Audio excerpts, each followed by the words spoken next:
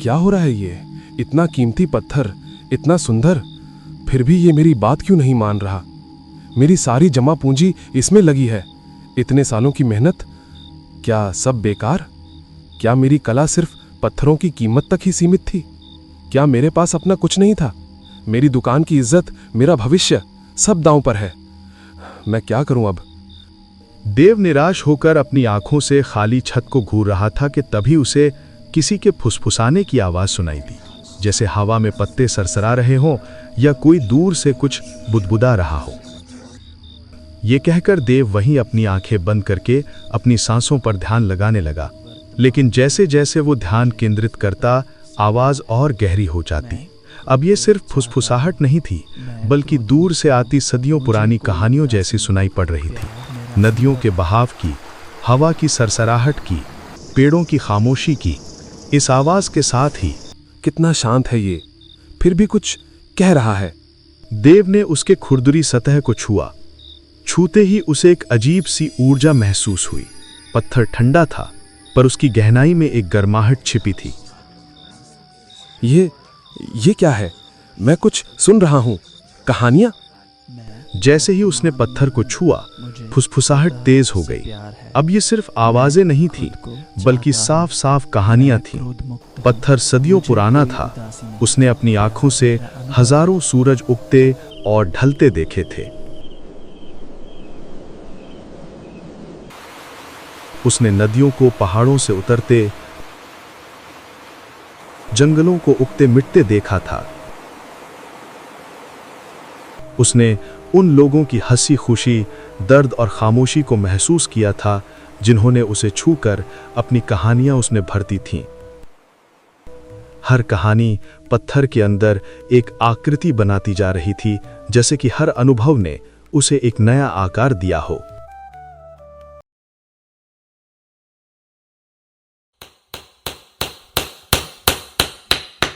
ये है देव, और शहर की एक व्यस्त गली में ये थी देव की छोटी सी पर मशहूर मूर्ति कला की दुकान। देव की ख्याति सिर्फ उसके हुनर की वजह से नहीं थी, बल्कि इस बात की भी थी कि उसकी मूर्तियों के पत्थर हमेशा सबसे महंगे और खूबसूरत होते थे। कमाल, ऐसी चमक और ऐसी कारीगरी मैंने आज तक नहीं देखी देव। वाकई आपके पत्थरों में कुछ खास बात है। जी साहब, मैं हमेशा बेहतरीन पत्थर ही चुनता हूँ। जब कला महान हो तो उसकी बुनियाद भी शानदार होनी चाहिए। देव मिडिल क्लास से था और उसकी सोच बन गई थी कि अच्छी पहचान बनाने के लिए चीजों का शानदार होना जरूरी है।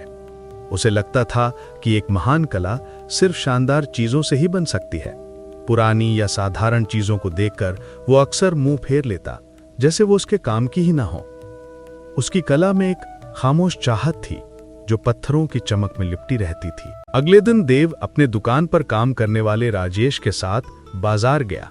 इस बाजार में पुरानी चीजें मिलती थी, लेकिन देव इन पुरानी चीजों में चमकते हुए पत्थर की खोज में था। यहाँ कुछ भी ढंग का नहीं मिलता राजेश, सिर्फ रद्दी का ढेर है। मुझे कुछ ऐसा चाहिए जो हमारी दुकान की शान बढ़ाए, कुछ शानदार। साहब, कभी कभी अनमोल चीजें पुरानी चीजों के ढेर से भी मिल जाती हैं। नहीं राजेश, मेरी कला को मामूली चीजें शोभा नहीं देती। मुझे वो चमक चाहिए, वो अनमोलपन जो दूर से ही दिख जाए। अभी देव ने ये कहा ही था कि तभी उसकी नजर एक पुराने बदरंग कंबल पर पड़ी जो कूड़े के ढेर के पास पड़ा था। देव पहले तो मुंह फेरता, लेकिन उसकी आंखों में हल्की सी बेचैनी दिखने लगी और देव वो उस कंबल की तरफ खींचा चला गया।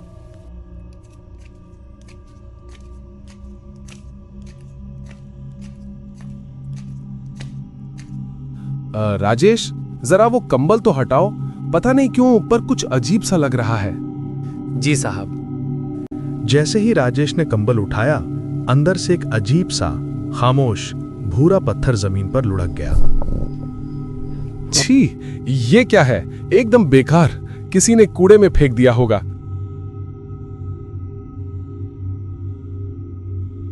चलो राजेश, यहां कुछ नहीं मिलेगा, हमें कहीं और देखना चाहिए।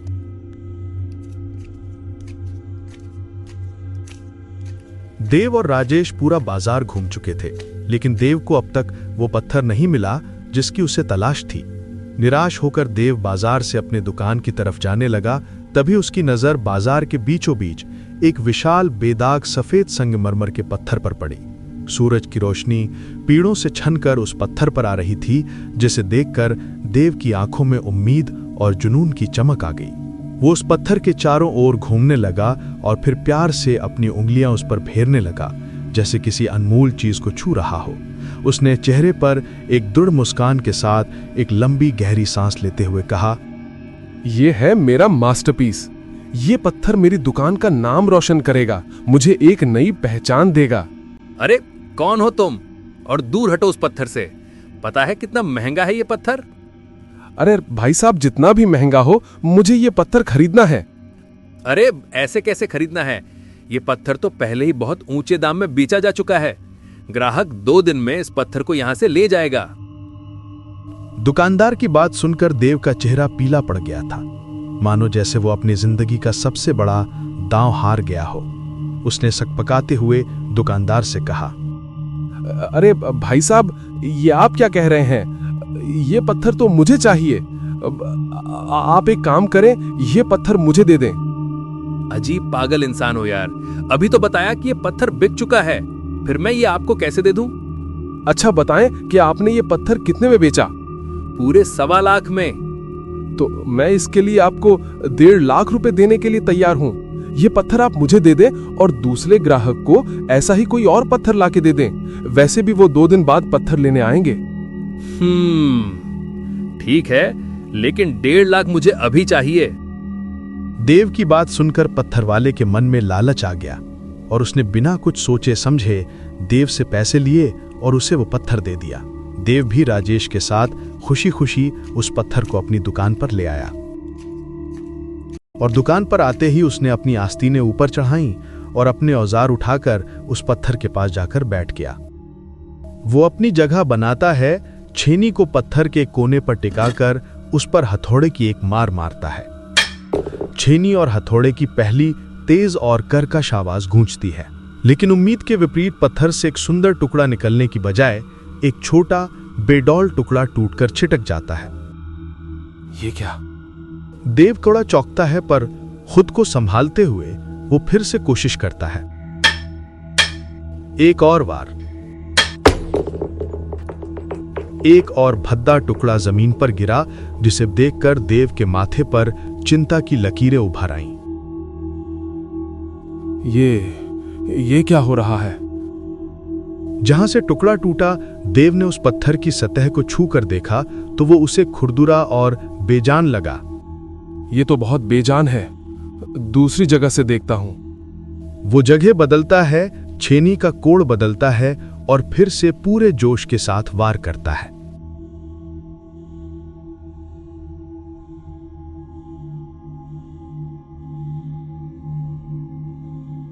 कई हफ्ते बीत चुके थे।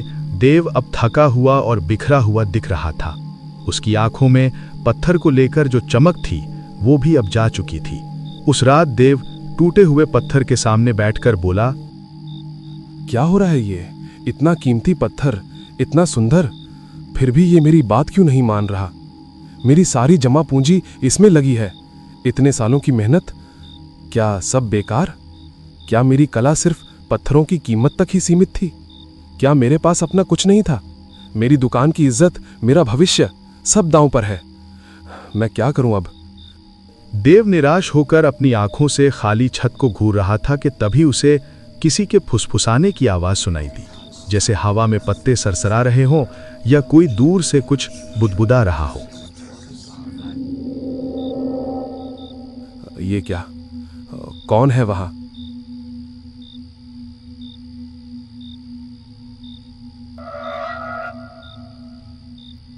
यहां तो कोई नहीं है। क्या मैं पागल हो रहा हूं? मुझे शायद आराम की जरूरत है।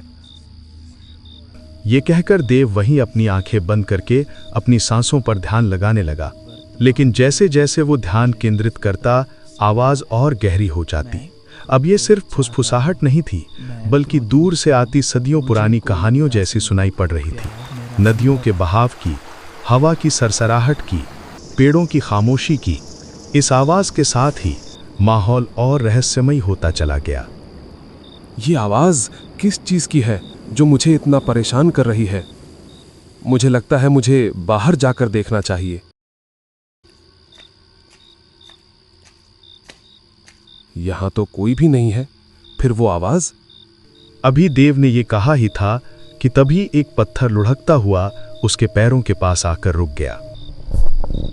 देव ने डरते डरते उस पत्थर को उठाने के लिए अपना हाथ बढ़ाया तो देखा ये तो वही बदरंग पत्थर था। अरे ये पत्थर यहां कैसे? इसे तो मैंने बाजार के किसी रास्ते पर फेंका था। देव उस खामोश पत्थर को लेकर दुकान के अंदर आया और उस पत्थर को मेज पर रखकर गौर से देखने लगा। कितना शांत है ये, फिर भी कुछ कह रहा है। देव ने उसके खुरदुरी सतह को छुआ। छूते ही उसे एक अजीब सी ऊर्जा महसूस हुई। पत्थर ठंडा था, पर उसकी गहराई में एक गर्माहट छिपी थी। ये क्या है? मैं कुछ सुन रहा हूं। कहानियां?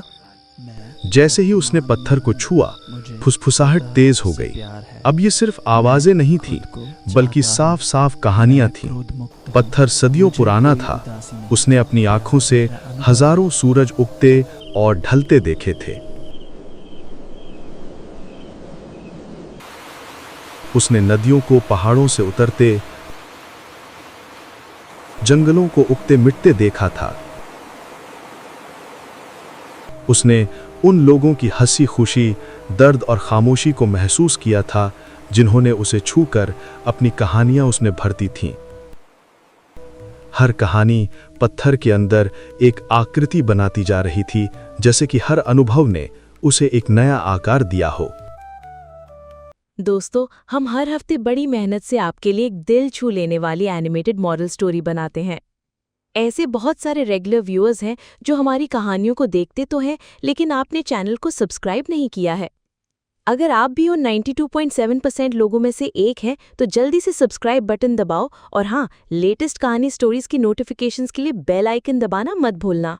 तो अगर आप हमारी यानी कहानी टून चैनल की कहानियां एंजॉय कर रहे हैं, तो आप जैसे प्यारे लोगों का सपोर्ट ही हमारी कहानियों को जिंदा रखता है। तो लाइक करो, सब्सक्राइब करो और कहानियां सबके साथ शेयर करो। ये पत्थर मरा हुआ नहीं, ये जीवित है। इसकी खामोशी में सदियों का ज्ञान छिपा है। एक पल के लिए देव को लगा जैसे वो खुद उस पत्थर का हिस्सा बन गया हो, उन कहानियों को अपनी आत्मा में महसूस कर रहा हो। तुम मुझे रास्ता दिखाओ पत्थर, तुम्हारी कहानियां ही मेरी छेनी होंगी। देव अपनी छेनी और हथौड़ा उठाता है। इस बार उसकी आंखों में कोई लालच नहीं था, कोई अहंकार नहीं था, सिर्फ एक गहरी उत्सुकता और समर्पण का भाव था। उसने उस खामोश पत्थर की कहानियों को सुनते हुए उसे तराशना शुरू किया। वो हर फुसफुसाहट को सुन रहा था, हर कंपन को महसूस कर रहा था। जैसे जैसे वो छेनी चलाता, पत्थर खुद ब खुद रास्ता दिखाता। वो पत्थर को अपनी मर्जी से नहीं, बल्कि पत्थर की मर्जी से आकार दे रहा था। कुछ दिन तक देव की दुकान में एक अजीब सी शांति थी जो पहले कभी नहीं थी। छेनी की आवाजें अब मधुर लगती थी, जैसे कोई संगीत बज रहा हो। देव का चेहरा बदल गया था। अब उस पर एकाग्रता, शांति और आनंद था। उसकी भौहों पर कोई शिकन नहीं थी, बस एक गहरा संतोष था। जैसे जैसे छेनी पत्थर पर चलती गई, एक अद्भुत और जीवंत मूर्ति उभरती गई। ये सिर्फ एक आकृति नहीं थी, बल्कि एक कहानी थी। उसमें नदी का शांत बहाव था, हवा की हल्की लहर थी जो पत्तियों से गुजरती है, और उन लोगों की आत्मा की झलक थी जिन्होंने इस पत्थर को छुआ था। पत्थर की हर दरार, हर खुरदुरापन अब उस मूर्ति का हिस्सा बन गया था, उसे और भी गहरा और अर्थपूर्ण बना रहा था। अविश्वसनीय, ये सिर्फ पत्थर नहीं, ये जीवन है। मुझे यकीन नहीं होता कि ये मैंने बनाया है। ये देव की आज तक की सबसे खूबसूरत रचना थी। इस मूर्ति में वो जान थी, वो एहसास था जो उसके संगमरमर की चमकती मूर्तियों में कभी नहीं आ पाया था। मूर्ति जब पूरी हुई तो देव ने उसे निहारा।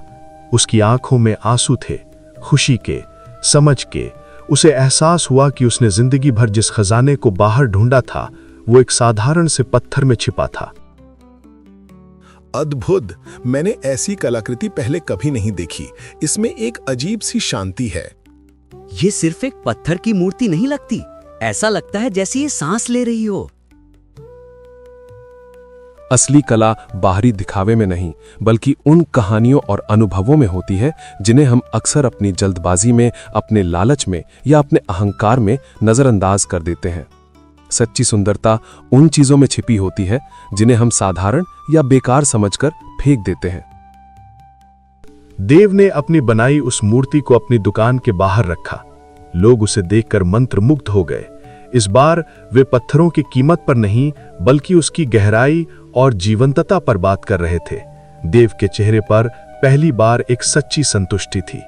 उसे समझ आ गया था कि उसकी कला का सच्चा जादू पत्थरों में नहीं, बल्कि उन कहानियों में छिपा था जो पत्थरों में बसती थीं और जिसे उसने पहली बार सुना था। उसकी दुकान का नाम अब सिर्फ महंगे पत्थरों से नहीं, बल्कि सच्ची कला से रोशन होने लगा।